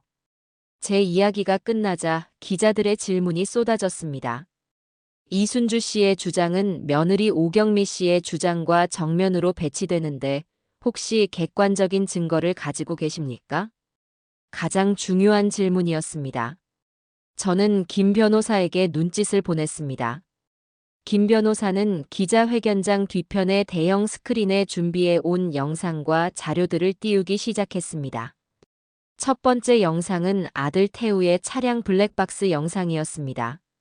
아들 부부가 남편을 억지로 차에 태우며 실랑이를 벌이는 장면, 그리고 아버지가 이렇게 고집 부리시면 우리 계획만 틀어진다고 말하는 며느리의 목소리가 생생하게 흘러나왔습니다.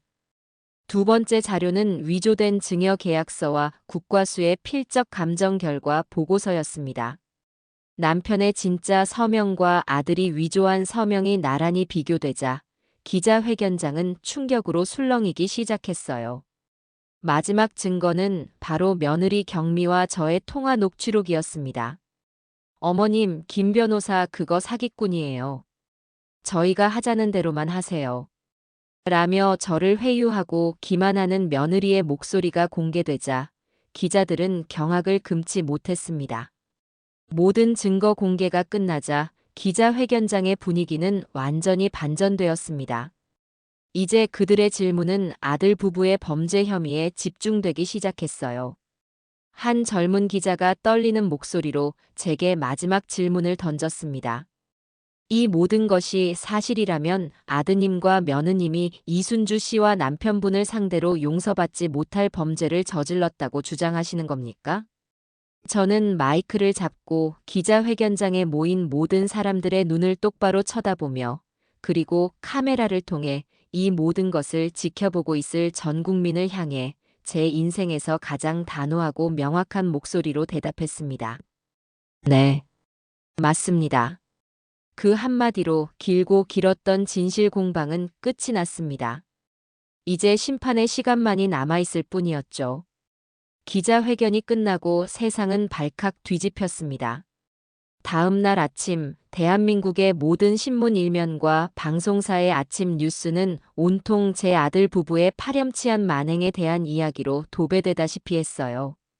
여론은 무섭게 들끓었습니다. 사람들은 자신들의 부모를 배신하고 재산을 가로채려 한 아들 부부의 이야기에 경악하고 분노했죠. 며칠 전까지만 해도 저를 향해 쏟아지던 의심과 비난의 화살은 이제 그 100배, 1000배가 되어 아들 태우와 며느리 오경미에게로 향했습니다.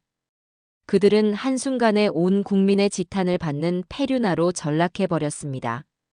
저는 그들이 사회적으로 완전히 고립되기를 바랐습니다. 법의 심판 이전에 그들이 그토록 중요하게 생각했던 사회적 체면과 명예가 완전히 박살나기를 원했어요. 그래서 저는 마지막 무대를 준비하기로 했습니다.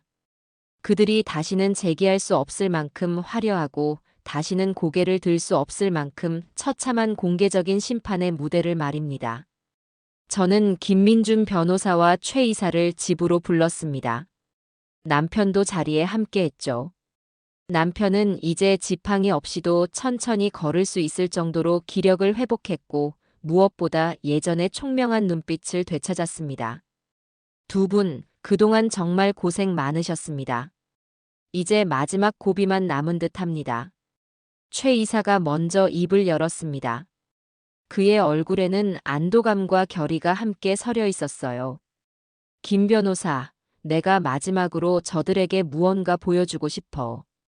저들이 가장 탐내던 것, 가장 갖고 싶어 했던 것을 이용해서 말이야. 제 말에 김 변호사는 제 의도를 즉시 알아차린 듯 했습니다. 회장님의 회사 말씀이십니까? 맞아요. 남편이 평생을 바쳐 이룩한 저 회사, 태우는 저걸 물려받는 게 당연한 자기 권리라고 생각했겠지. 경미는 사모님 소리를 들으며 온갖 사치를 누리고 싶었을 테고. 좋아요. 그 꿈을 아주 잠시나마 이루게 해주자고요. 저의 계획은 남편의 회사 창립 40주년을 기념하는 대규모 자선 행사를 여는 것이었습니다. 회장인 남편이 아직 건강이 온전치 않다는 명분을 내세워 아들인 이태우를 그 행사의 주최자이자 주인공으로 전면에 내세우는 것이었죠. 이 나라의 내로라 하는 기업인들과 정계, 법조계의 유력 인사들을 모두 초청해서 그들 앞에서 아들 부부의 가면을 벗겨버릴 생각이었습니다. 정말 괜찮으시겠습니까, 사모님? 아드님에게 너무나도 잔인한 처사가 될 수 있습니다. 김 변호사가 조심스럽게 물었습니다. 저는 그런 그를 보며 희미하게 웃었어요. 잔인한 건 내가 아니라 자기 아비를 산송장으로 만들려 했던 저들이지. 나는 그저 진실을 모든 사람에게 보여주려는 것뿐이에요. 저들이 그토록 원했던 스포트라이트를 마음껏 받게 해줘야죠. 계획은 신속하고 은밀하게 진행되었습니다. 회사의 공식적인 행사인 만큼 아들 부부는 아무런 의심도 하지 않았어요. 오히려 자신들의 시대가 드디어 왔다고 착각하는 듯 했습니다. 그들에게 발송된 초청장에는 이태우 부사장 내외라는 직함이 선명하게 박혀 있었죠. 며느리 경미는 초청장을 받고 기쁨에 겨워 제게 전화를 걸어왔습니다. 물론 그 전화 역시 녹음되고 있었죠. 어머님, 초청장 잘 받았어요. 역시 어머님은 현명하세요. 괜히 집안 망신시키는 것보다 이렇게 조용히 저희한테 힘을 실어주시는 게 맞죠. 행사 준비는 저희가 완벽하게 할 테니 어머님은 그날 편안하게 오셔서 즐기기만 하세요. 저는 수화기를 들고 아무 말도 하지 않았습니다. 그저 그 아이의 가증스러운 목소리를 들으며 다가올 심판의 날을 그리고 있을 뿐이었어요. 행사 당일 서울의 가장 호화로운 호텔 연회장은 대한민국을 움직이는 사람들로 가득 찼습니다.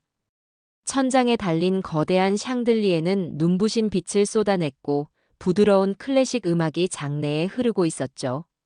저는 남편의 팔짱을 끼고 천천히 연회장으로 들어섰습니다. 많은 사람들이 저희에게 다가와 남편의 건강을 물으며 안부를 전했어요. 남편은 예전처럼 당당하고 품위 있는 모습으로 그들의 인사를 받았습니다. 잠시 후 연회장의 모든 조명이 입구 쪽을 비추었고 사회자가 우렁찬 목소리로 외쳤습니다. 오늘 행사의 주인공이신 이태우 부사장님과 사모님 오경미 여사님께서 입장하십니다. 음악이 바뀌고 태우와 경미가 연회장 문으로 들어섰습니다. 태우는 최고급 원단으로 맞춘 턱시도를 입었고 경미는 마치 여왕처럼 화려한 드레스에 값비싼 보석으로 온몸을 치장하고 있었죠.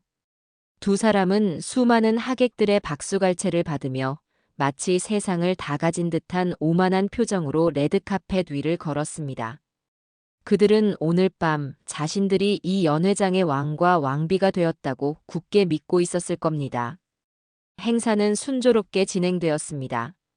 회사의 역사를 되짚어보는 영상이 상영되고 유명 성악가의 축가가 이어졌죠. 그리고 드디어 행사의 하이라이트, 이태우 부사장의 감사 연설 순서가 되었습니다. 태우는 수백 명의 하객들 앞에 서서 아주 비장하고 감동적인 표정으로 연설을 시작했습니다. 존경하는 내외 귀빈 여러분, 그리고 저희 회사를 사랑해주시는 모든 분들께 깊은 감사의 말씀을 드립니다. 오늘 이 자리는 지난 40년간 저희 아버님께서 걸어오신 위대한 길을 기리고 새로운 100년을 향한 도약을 다짐하는 뜻깊은 자리입니다. 태우는 자신의 아버지를 얼마나 존경하고 사랑하는지, 그리고 투병 중인 아버지를 대신해 이 자리에 선 자신의 마음이 얼마나 무거운지를 열변을 토했습니다. 그의 위선적인 연기는 너무나도 완벽해서 몇몇 사람들은 눈시울을 붉히기까지 했어요. 저는 감히 아버님의 위대한 업적을 따라갈 수는 없겠지만 그분의 유지를 받들어 회사를 더욱 튼튼하게 성장시키고 저의 아름다운 아내와 함께 저희 가족을 굳건히 지켜나가겠다고 이 자리에서 약속드립니다. 하늘에 계신 아니, 집에서 이 모습을 지켜보고 계실 저의 아버님 사랑합니다. 그리고 존경합니다. 연설이 끝나자 연회장 안은 뜨거운 박수갈채로 가득 찼습니다. 태우와 경미는 서로를 마주보며 만족스러운 미소를 지었죠. 바로 그때였습니다. 제가 남편의 부축을 받으며 천천히 자리에서 일어나 무대 위로 걸어 올라갔습니다. 갑작스러운 제 등장에 장내는 순간 조용해졌고 태우와 경미는 당황한 표정으로 저를 바라보았어요. 저는 아들 내외를 지나쳐 단상 중앙에 섰습니다. 그리고 마이크를 잡고 연회장에 모인 수백 명의 하객들을 향해 조용하지만 단호한 목소리로 말했습니다. 제 아들의 감동적인 연설 잘 들었습니다. 아비를 존경하고 가족을 지키겠다는 그 마음이 부디 진심이기를 바랍니다. 하지만 여러분, 진실은 때로 우리가 보는 것과 아주 다를 때가 있습니다. 제가 말을 마치는 순간 연회장의 모든 조명이 꺼지고 암흑이 찾아왔습니다. 사람들의 술렁이는 소리가 들려왔어요. 잠시 후 무대 뒤편의 거대한 스크린이 환하게 켜졌습니다. 그리고 그곳에는 낯선 요양원의 복도를 보여주는 블랙박스 영상이 재생되기 시작했습니다. 아버지, 제발 고집 좀 그만 부리세요. 이러시면 우리 계획만 틀어진다니까요. 며느리 경미의 날카로운 목소리가 연회장 전체에 울려 퍼졌습니다. 화면 속에서 아들 부부는 야윈 제 남편의 팔을 양쪽에서 붙잡고 짐짝처럼 차 안으로 구겨 넣고 있었죠. 연회장 곳곳에서 경악의 탄성이 터져 나왔습니다. 영상이 끝나자 스크린에는 위조된 증여 계약서와 국과수의 감정서가 나란히 떴습니다. 아들이 서명을 위조했다는 붉은색 글씨가 모든 사람의 눈에 선명하게 박혔습니다. 마지막으로 제 목소리를 흉내내며 내가 정신이 오락가락해서 헛것을 봤나 보다라고 말하는 제 통화 내용과 어머님, 김 변호사 그거 사기꾼이에요. 라며 저를 기만하는 며느리의 목소리가 연이어 공개되었습니다. 모든 증거가 공개되는 동안 무대 위의 태우와 경미는 그 자리에 얼어붙어 있었습니다. 무대 위를 비추는 단 하나의 스포트라이트가 그들의 새하얗게 질린 얼굴을 남김없이 보여주고 있었죠. 그들이 그토록 원했던 바로 그 스포트라이트였습니다. 하객들은 이제 박수 대신 경멸과 분노가 가득한 눈빛으로 그들을 쏘아보고 있었습니다. 몇몇 사람들은 휴대폰을 꺼내 그들의 처참한 모습을 촬영하기 시작했어요. 모든 영상이 끝나고 연회장에 다시 불이 켜졌을 때 저는 마이크를 잡고 마지막 말을 전했습니다. 이것이 바로 제 아들과 며느리의 진정한 모습입니다. 오늘 이 자리에 와주신 귀한 손님 여러분께 저희 집안의 부끄러운 모습을 보여드리게 되어 정말 기쁩니다. 제 말을 끝으로 미리 대기하고 있던 건장한 경호원들이 무대 위로 올라와 넋이 나간 아들 부부의 팔을 붙잡았습니다. 그들은 아무런 저항도 하지 못한 채 수백 명의 하객들이 지켜보는 가운데 마치 범죄자처럼 연회장 밖으로 끌려나갔습니다. 화려했던 연회장은 순식간에 차가운 심판의 장으로 변해 있었죠. 그날 밤 제 아들 부부는 자신들이 평생 쌓아 올리고 싶어 했던 모든 사회적 명성과 관계를 단 한순간에 모두 잃어버렸습니다. 그 화려했던 심판의 밤이 지나고 아들 부부에 대한 법적인 심판의 날이 다가왔습니다. 그동안 그들은 변호사를 통해 어떻게든 형량을 줄여보려고 애썼지만 이미 온 세상에 공개된 명백한 증거들과 싸늘한 여론 앞에서 그들의 노력은 부질없을 뿐이었어요. 소유권 이전 등기 무효 소송은 당연히 우리의 승리로 끝났고 아들 부부가 빼돌렸던 모든 재산은 다시 남편의 이름으로 돌아왔습니다. 남은 것은 그들의 범죄 행위에 대한 형사 재판뿐이었죠. 마지막 선고 공판이 열리던 날, 저는 남편과 함께 법원으로 향했습니다. 남편은 굳이 같이 가주겠다고 했어요. 비록 자식의 손에 끔찍한 일을 당했지만 그 마지막 순간을 자신의 눈으로 직접 확인하고 싶다고 했습니다. 법원으로 가는 내내 우리는 아무 말도 하지 않았어요. 그저 서로의 주름진 손을 꼭 잡고 있을 뿐이었습니다.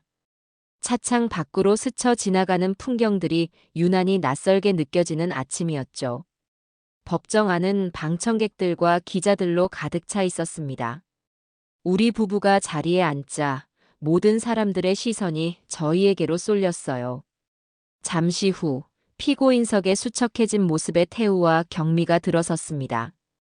그 화려했던 자선 행사의 밤 이후 불과 몇 달 사이에 두 사람은 폭삭 늙어버린 듯 보였습니다. 태우는 고개를 푹 숙인 채 바닥만 쳐다봤고 경미는 여전히 무언가 억울하다는 듯 도끼 서린 눈으로 허공을 노려보고 있었죠. 재판장이 들어서고 마지막 재판 절차가 시작되었습니다.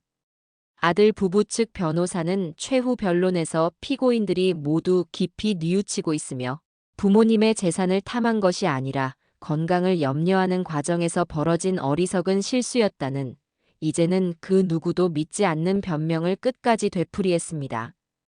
이어서 피고인에게 주어진 최후 진술의 시간, 태우가 먼저 자리에서 일어났습니다. 그는 떨리는 목소리로 겨우 입을 열었어요. 죄송합니다, 아버지, 어머니. 제가 정말 죽을 죄를 지었습니다. 저는 아내의 말을 너무 믿었습니다. 제가 어리석었습니다.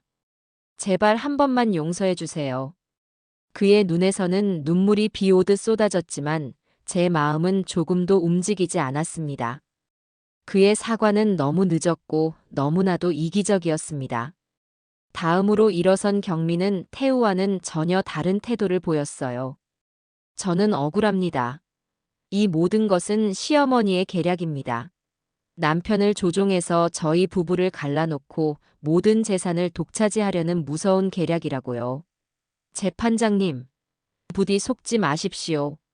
마지막 순간까지 자신의 잘못을 인정하지 않고 모든 책임을 제게 떠넘기는 며느리의 모습을 보며 저는 오히려 마음이 편안해지는 것을 느꼈습니다. 저런 사람에게는 아주 작은 동정심조차 가질 필요가 없었으니까요. 드디어 재판장이 판결문을 읽어내려가기 시작했습니다. 그의 낮고 엄중한 목소리가 법정 전체에 울려 퍼졌습니다. 피고인 이태우, 오경미는 친족관계라는 점을 악용하여 고령의 피해자들을 기만하고 심각한 정신적, 육체적 고통을 안겨주었습니다. 특히 피해자인 아버지를 외부와 차단된 시설에 유기하고 그 사이 재산을 편취하려 한 범행 수법은 그 죄질이 이루 말할 수 없이 불량합니다. 또한 피고인 오경미는 마지막까지 자신의 잘못을 뉘우치지 않고 변명으로 일관하여 개전의 정이 전혀 보이지 않습니다. 재판장은 잠시 말을 멈추고 피고인석의 두 사람을 서늘한 눈으로 바라보았습니다. 이에 재판부는 피고인들에게 엄중한 처벌을 내림으로써 우리 사회의 근간인 효의 가치를 바로 세우고 다시는 이와 같은 반인륜적인 범죄가 발생하지 않도록 경종을 울리고자 합니다. 그리고 마지막 주문이 선고되었습니다. 피고인 이태우를 징역 5년에, 피고인 오경미를 징역 7년에 처한다. 땅, 땅, 땅. 재판장의 의사봉 소리가 울리는 순간 며느리 경미는 내가 뭘 잘못했는데? 라고 소리치며 그 자리에 주저앉아 발버둥 쳤습니다. 아들 태우는 아무 말 없이 그 자리에 못 박힌 듯 서 있다가 결국 다리에 힘이 풀린 듯 휘청거리며 쓰러졌죠. 법정 경위들이 달려들어 두 사람을 끌고 나갔습니다. 태우는 끌려나가는 마지막 순간까지 저와 남편을 향해 아버지, 어머니 라고 애타게 외쳤지만 우리는 그저 묵묵히 그 모습을 지켜볼 뿐이었습니다. 길고 길었던 싸움이 드디어 끝이 났습니다. 법정을 나오자 수많은 기자들이 우리를 둘러싸고 질문을 쏟아냈습니다. 저는 남편의 손을 꼭 잡고 그들을 향해 딱 한마디만 했습니다. 사필귀정입니다. 모든 것이 제자리로 돌아왔을 뿐입니다.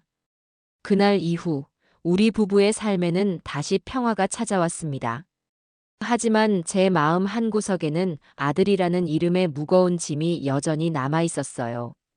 한 달쯤 지났을까 교도소에서 태우가 보낸 편지가 도착했습니다. 편지 봉투를 든 제 손이 미세하게 떨렸어요. 저는 남편과 함께 소파에 앉아 편지를 꺼내 읽어내려갔습니다. 편지에는 뒤늦은 후회와 절절한 사죄의 말이 빼곡하게 적혀 있었습니다.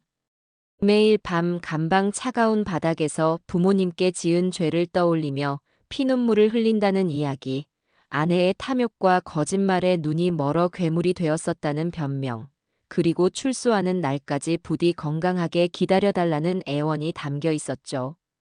편지를 다 읽고 나서 남편은 아무 말 없이 창밖만 바라보았습니다. 그의 깊게 팬 주름 사이로 무수한 감정들이 스쳐 지나가는 듯 했어요. 저 역시 마찬가지였습니다.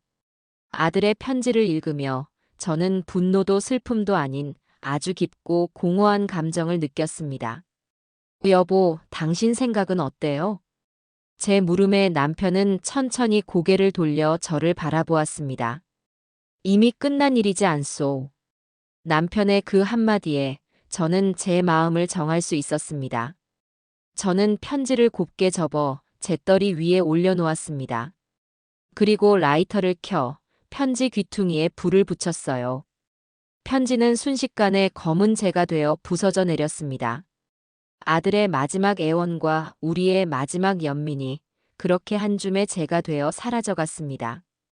그것이 우리가 그 아이에게 해줄 수 있는 마지막 배려이자 가장 완전한 단절이었습니다. 이제 우리 부부의 인생에 이태우라는 아들은 더 이상 존재하지 않았습니다. 모든 폭풍이 지나간 자리에 우리 부부의 삶은 아주 천천히 그리고 단단하게 뿌리를 내리기 시작했습니다. 아침 햇살이 거실을 가득 채우면 저는 남편을 위해 따뜻한 대추차를 내리고 남편은 제가 가장 좋아하는 클래식 음악을 나직이 틀어놓는 것으로 우리의 하루는 시작되었어요. 한동안 우리를 짓눌렀던 지독한 악몽과 불안의 그림자는 햇살에 눈 녹듯 사라지고 그 자리에는 오래된 부부만이 나눌 수 있는 평온하고 따스한 공기가 감돌았죠. 여보, 어제 새로 사온 난초가 밤사이에 꽃망울을 터뜨렸어요. 꼭 당신 닮아서 성질도 급한가 봐요. 제가 물을 주며 말을 건네자 신문을 보던 남편이 안경 너머로 저를 보며 빙그레 웃었습니다. 꽃이 주인을 닮는 법이지. 당신처럼 곱고 강인하게 피었을 거요. 어머, 아침부터 기분 좋은 말씀을 하시네요. 오늘 점심에는 당신 좋아하는 갈비찜이나 해드려야겠어요. 우리의 대화는 그렇게 소소하고 평범한 일상으로 채워졌습니다. 더 이상 그 아이의 재판 이야기나 끔찍했던 요양원 이야기를 입에 올리지 않았어요. 그저 서로의 건강을 챙기고 새로 피어난 꽃에 대해 이야기하고 오늘 저녁에는 무엇을 먹을지 고민하는 것만으로도 우리의 시간은 충분히 충만했습니다. 하지만 과거의 상처가 완전히 사라진 것은 아니었어요. 그것은 우리 삶의 일부가 되어 흉터처럼 희미하게 남아 있었죠. 어느 주말 오후, 우리는 아주 오랫동안 열어보지 않았던 벽장 깊숙한 곳에서 낡은 사진첩들을 꺼내보았습니다. 한 장 한 장 넘길 때마다 우리의 빛나던 젊은 시절과 서툴렀던 부모로서의 시간들이 파노라마처럼 펼쳐졌어요. 그리고 거기에는 해맑게 웃고 있는 어린 시절의 태우가 있었습니다. 첫 돌을 맞아 색동옷을 입고 제 품에 안겨있던 모습, 초등학교 입학식 날 긴장한 얼굴로 제 손을 꼭 잡고 있던 모습, 대학 합격증을 들고 세상을 다 가진 듯 기뻐하던 모습까지. 이 아이가 이렇게 예쁘고 착했던 아이가 어쩌다 그런 괴물이 되어버렸을꼬. 남편이 사진 속 아들의 얼굴을 쓸어보며 나지막이 말했습니다. 그의 목소리에는 분노나 원망이 아닌 아주 깊은 슬픔과 회한이 담겨 있었어요. 그러게 말이에요. 우리가 너무 바쁘다는 핑계로 저 아이의 마음을 제대로 들여다봐 주지 못했던 걸까요? 아니면 너무 모든 것을 다 해주어서 저렇게 탐욕스러운 아이로 자라게 된 걸까요? 제 목소리도 축축하게 젖어들었습니다. 자식을 향한 마지막 연민을 제로 날려버렸다고 생각했지만 부모의 마음이란 게 그리 쉽게 잘라낼 수 있는 것은 아니었나 봅니다. 남편은 제 손 위로 자신의 손을 포개며 고개를 저었어요. 아니, 우리 탓이 아니오. 자식의 인생은 결국 그 자신의 선택이지. 우리는 우리의 자리에서 최선을 다했소. 그 아이가 자신의 길을 잘못 선택했을 뿐이야. 이제 우리 사진첩에서 그 아이의 페이지는 잠시 덮어둡시다. 그리고 우리 둘의 남은 페이지를 더 아름다운 사진들로 채워갑시다. 남편의 따뜻한 위로에 저는 조용히 고개를 끄덕였습니다. 우리는 사진첩을 덮어 다시 벽장 깊숙한 곳에 넣어두었어요. 상처를 외면하지 않고 똑바로 마주하고 나니 오히려 마음이 한결 가벼워지는 것을 느꼈습니다. 그렇게 며칠이 지난 저녁이었습니다. 저는 습관처럼 거실에서 저녁 뉴스를 보고 있었어요. 화면에서는 자식에게 전 재산을 물려주고 연락이 끊겨 추운 겨울날 쪽방에서 홀로 지내는 어느 할아버지의 안타까운 사연이 나오고 있었습니다. 리포터의 질문에 할아버지는 그저 자식들이 잘 살면 그걸로 됐다며 힘없이 웃어 보였죠. 그 모습을 보는 순간 제 심장이 쿵 하고 내려앉았습니다. 저 할아버지의 얼굴 위로 낯선 요양원에서 멍하니 창밖을 보던 제 남편의 얼굴이 겹쳐 보였기 때문이에요. 여보, 이리 와서 이것 좀 봐요. 서재에 있던 남편이 제 부름에 거실로 나왔습니다. 남편 역시 뉴스 화면을 한참 동안 말없이 바라보더니 깊은 한숨을 내쉬었습니다. 또 저런 일이 벌어졌구려. 세상에는 우리 같은 사람이 한둘이 아니었어. 그래요. 우리는 운이 좋았어요. 싸울 힘도 있었고, 우리를 도와줄 좋은 사람들도 있었으니까요. 하지만 저분들은 아니잖아요. 저렇게 속수무책으로 당하고 버려지고. 이대로는 안 돼요. 우리가 무언가 해야만 해요. 제 목소리는 저도 모르게 격앙되어 있었습니다. 그때 남편이 저를 보며 아주 진지한 얼굴로 말했어요. 사실 나도 그동안 계속 같은 생각을 하고 있었소. 남편은 저를 서재로 이끌었습니다. 그의 커다란 책상 위에는 지난 몇 달간 그가 밤을 새워가며 그린 것으로 보이는 수십 장의 설계도와 계획서들이 펼쳐져 있었어요. 그곳에는 노인들을 위한 최첨단 요양시설과 실버타운의 완벽한 청사진이 그려져 있었습니다. 단순한 건물의 설계가 아니라 그 안에서 살아갈 사람들의 동선과 편의, 의료시설, 그리고 마음의 안정까지 고려한 세심한 배려가 곳곳에 녹아 있었죠.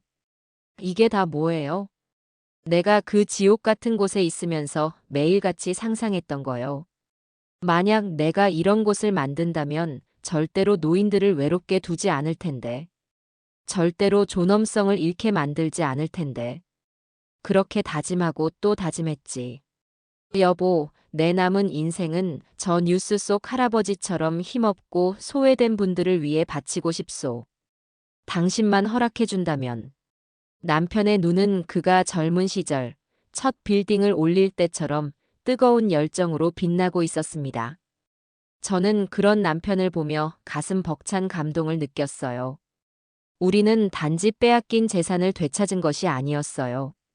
그보다 훨씬 더 소중한 것, 바로 앞으로 살아갈 이유와 희망을 되찾은 겁니다.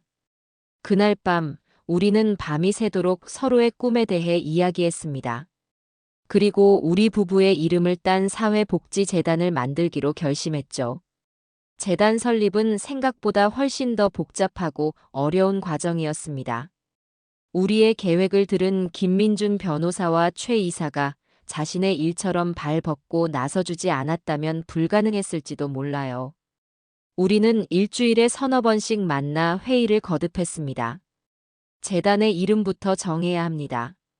사람들에게 신뢰감을 주고 재단의 설립 목적을 명확히 보여줄 수 있는 이름이 좋겠습니다.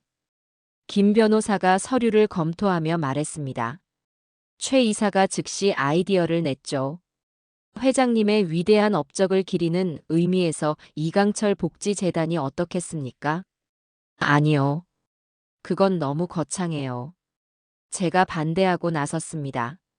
이 재단은 누구 한 사람의 이름을 내세우기 위한 게 아니에요. 우리 부부가 함께 겪은 아픔에서 시작된 일이니 우리 두 사람의 이름이 함께 들어갔으면 좋겠어요. 제 이름의 순과 남편 이름의 강을 따서 순강재단은 어떨까요? 순리처럼 강물처럼 어르신들의 삶이 평안하게 흘러가도록 돕는다는 의미도 담을 수 있을 것 같고요. 제 의견에 모두가 고개를 끄덕였습니다. 그렇게 순강재단이라는 이름이 탄생했죠. 재단의 방향을 정하는 것은 더 어려운 일이었습니다.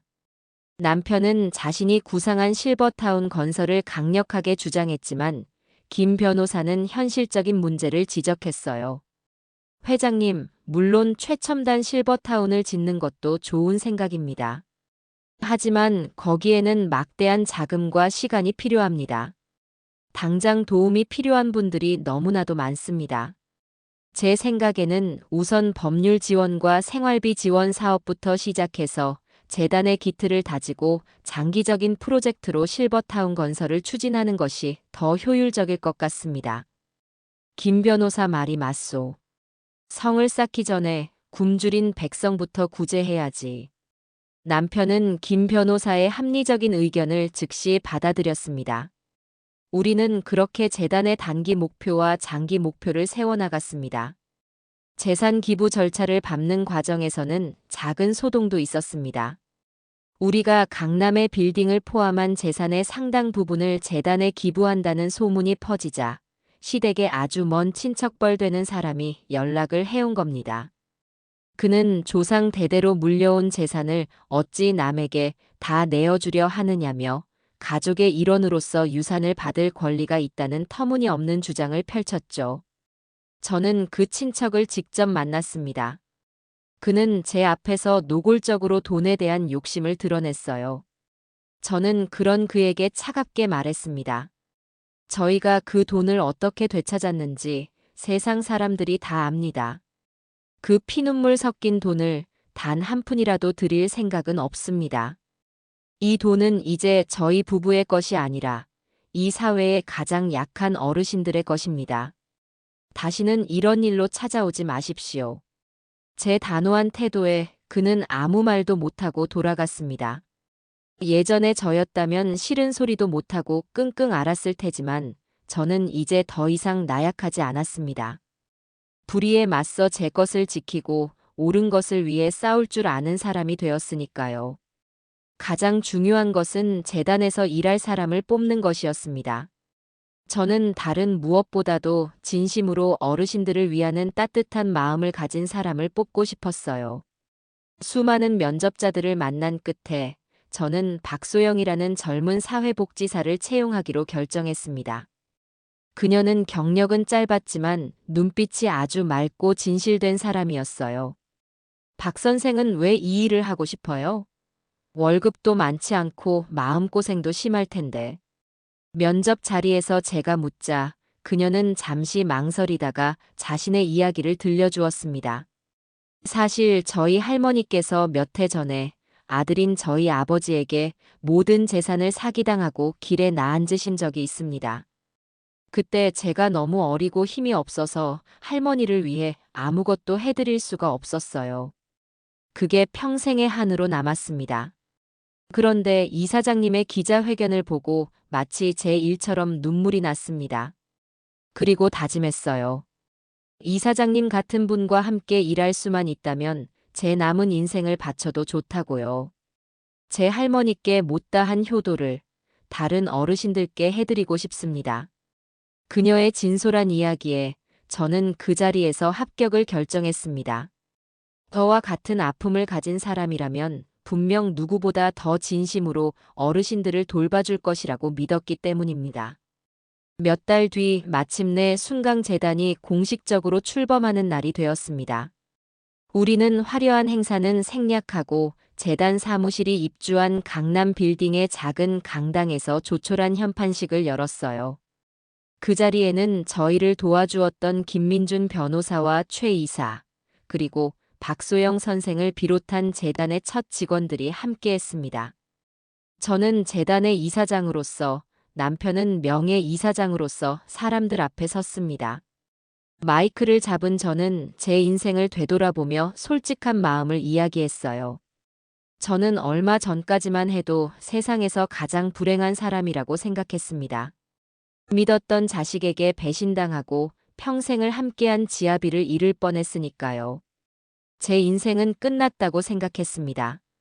하지만 저는 오늘 이 자리에서 제2의 인생을 시작하려고 합니다. 제가 겪었던 아픔이 저와 비슷한 고통을 겪고 있는 다른 누군가에게 작은 희망이 될 수 있다면 저의 불행은 더 이상 불행이 아니라고 믿기 때문입니다. 제 이야기가 끝나자 작은 강당은 따뜻한 박수 소리로 가득 찼습니다. 남편은 휠체어가 아닌 자신의 두 발로 단상에 올라 제 옆에 서서 사람들을 향해 깊이 고개를 숙였습니다. 그 모습을 보는 제 눈가에 뜨거운 눈물이 고였어요. 슬픔의 눈물이 아닌 감사와 희망의 눈물이었습니다. 재단이 문을 열고 며칠 뒤 우리의 첫 번째 의뢰인이 찾아왔습니다. 최말자라는 이름에 저보다 나이가 대여섯 살은 더 많아 보이는 할머니였어요. 할머니는 박소영 선생의 부축을 받으며 제 사무실로 들어섰습니다. 잔뜩 겁에 질린 얼굴로 누구에게도 마음을 열지 않으려는 듯 보였죠. 저는 직원들을 모두 내보내고 할머니와 단둘이 마주 앉아 따뜻한 차를 대접했습니다. 할머니, 여기까지 오시느라 힘드셨죠? 편하게 말씀해 보세요. 여기는 할머니의 이야기를 들어드리기 위해 있는 곳이에요. 제 부드러운 목소리에 할머니는 한참을 망설이다가 어렵게 입을 열었습니다. 할머니의 사연은 마치 제 이야기의 거울을 보는 것처럼 너무나도 닮아 있었어요. 평생 과일 장사를 하며 모은 작은 상가 건물을 아들의 사업 자금으로 넘겨주었는데 아들 내외가 그 건물을 담보로 대출을 받아 사업에 실패하고는 이제는 빚쟁이들에게 건물이 넘어가게 생겼다는 것이었습니다. 심지어 아들 내외는 할머니를 골칫덩이 취급하며 요양원에 보내버리겠다고 협박까지 하고 있었죠. 이야기를 마친 할머니는 결국 참았던 울음을 터뜨렸습니다. 저는 아무 말 없이 일어나 할머니의 등을 가만히 쓸어주었어요. 그리고 제 이야기를 들려주었습니다. 남편이 어떻게 사라졌고 아들 부부가 제게 무슨 짓을 했으며 제가 어떻게 싸워서 모든 것을 되찾았는지. 제 이야기에 할머니는 눈물을 그치고 놀란 눈으로 저를 바라보았습니다. 이사장님께서 그런 끔찍한 일을 겪으셨단 말이에요? 네. 그래서 제가 할머니 마음을 누구보다 잘 알아요. 자식한테 배신당한 그 심정이 얼마나 참담하고 고통스러운지. 하지만 할머니, 절대 포기하시면 안 돼요. 그건 할머니 잘못이 아니에요. 잘못한 건 자식들이지 부모가 아니에요. 이제부터는 저희 순강재단이 할머니의 새로운 가족이 되어드릴게요. 저희를 믿고 다시 한번 일어설 용기를 내세요. 제 진심 어린 위로에 할머니의 눈빛이 조금씩 달라지기 시작했습니다. 공포와 절망이 가득했던 눈에 아주 작은 희망의 불씨가 피어나는 것을 볼 수 있었죠. 그날 이후 저희 재단은 최말자 할머니의 사건에 총력을 기울였습니다. 김민준 변호사는 저희 재단의 고문 변호사로서 할머니의 법률 대리인을 자처하고 나섰습니다. 그는 할머니의 아들 내외에게 즉시 내용 증명을 보내 상가 건물의 소유권을 원상 복구하고 그동안 드리지 않았던 부양료를 지급하라는 법적 절차에 착수했습니다. 며칠 뒤 할머니의 아들 내외가 재단 사무실로 씩씩거리며 쳐들어왔습니다. 그들은 다짜고짜 제게 당신이 뭔데 우리 집안일에 끼어드냐며 고함을 쳤죠. 저는 그들을 제 사무실로 불러들였습니다. 그리고 예전 제 아들 부부에게 그랬던 것처럼 차가운 목소리로 말했습니다. 두 사람, 지금이라도 어머님께 용서를 빌고 모든 것을 제자리로 돌려놓으세요. 그렇지 않으면 두 사람이 앞으로 감당해야 할 일은 단순한 민사소송이 아닐 겁니다. 부모를 속이고 재산을 가로챈 죄, 부양의 의무를 저버린 죄. 그 모든 것에 대한 법적인 책임을 져야 할 테니까요. 저의 단호한 태도와 뒤이어 김 변호사가 설명하는 법적 처벌의 무게 앞에서 할머니의 아들 부부는 결국 무릎을 꿇었습니다. 그들은 할머니께 재산을 돌려드리겠다고 약속했고 눈물로 용서를 빌었습니다. 물론 그 눈물이 진심인지는 알 수 없었지만 중요한 것은 최말자 할머니가 다시 자신의 삶을 되찾았다는 사실이었습니다.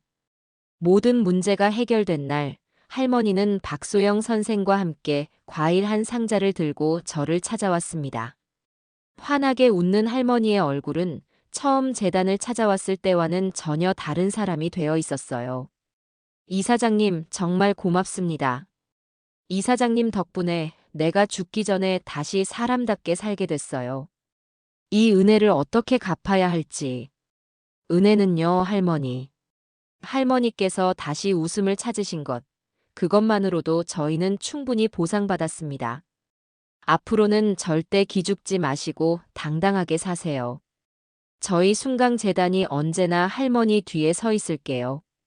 할머니를 배웅하고 사무실로 돌아와 창가에 서서 저물어가는 서울의 노을을 바라보았습니다. 사무실을 정리하던 남편이 제 곁으로 다가와 조용히 어깨를 감싸 안았어요. 오늘 아주 좋은 일을 했구려. 네. 정말 가슴 벅찬 하루였어요.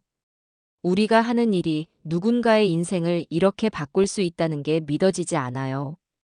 당신이 아니었다면 나는 아직도 그 어두운 방에서 홀로 죽어가고 있었을 거요. 내 인생을 구해주고 이렇게 가치 있는 새로운 삶까지 선물해 주어서 정말 고맙소, 여보. 아니에요.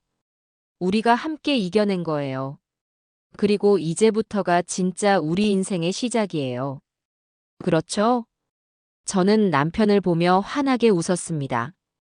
비 온 뒤에 땅이 굳는다는 말처럼 제 인생은 가장 거센 비바람을 맞고 나서야 비로소 가장 단단하고 아름다운 꽃을 피워냈습니다. 이제 저는 아무것도 두렵지 않습니다. 제 곁에는 사랑하는 남편이 있고 제게는 지켜야 할 새로운 가족들이 생겼으니까요. 제2의 인생, 참으로 살아볼 만한 가치가 있는 삶입니다.